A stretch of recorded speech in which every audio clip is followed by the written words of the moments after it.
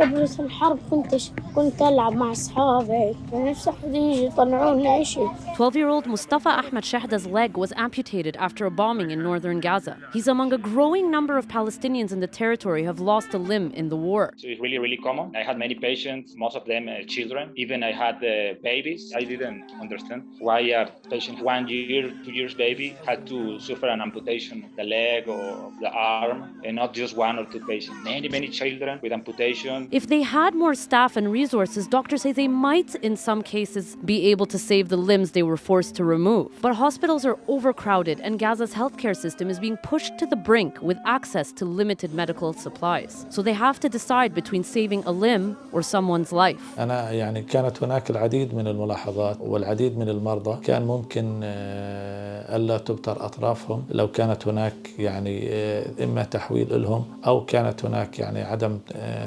وجود طاقم. Now Gaza has more kids per capita than most places in the world. Almost half of the territory's population is under the age of 18. And that's in part why so many teens and children have been injured or killed in the war. In an update issued in December, UNICEF estimated that at least 1,000 children have had one or both of their legs amputated. We contacted UNICEF for updated numbers. Aid agencies say it's a challenge to get new figures because of communication blackouts and the healthcare system is collapsing. Dr. Aldo Rodriguez is a surgeon working with Doctors Without Borders. He says that of all the war zones he's worked in, including Afghanistan, Sudan, and Yemen, he's never seen as many injured children as he has in Gaza, and that for the first time, he's had to amputate the leg of a 1-year-old to the groin. It was really shocking for me. I have never seen so many babies victim of trauma with war wounds. Mustafa, like many young amputees, has been separated from his parents amid the bombardments. Since the beginning of the Israel-Hamas war, the north was deemed an unsafe zone, and evacuation orders were put in place. Today, Gazans are still unable to return to the area or leave it. قعدت أدعي وخلص. أبوي أنا وأمي في الشمال مش قادرين يجوا عشان الحصار. حاولوا يجوا بس ما قدروش عشان الحاجز اليهود موجود مش قادرين يجوا.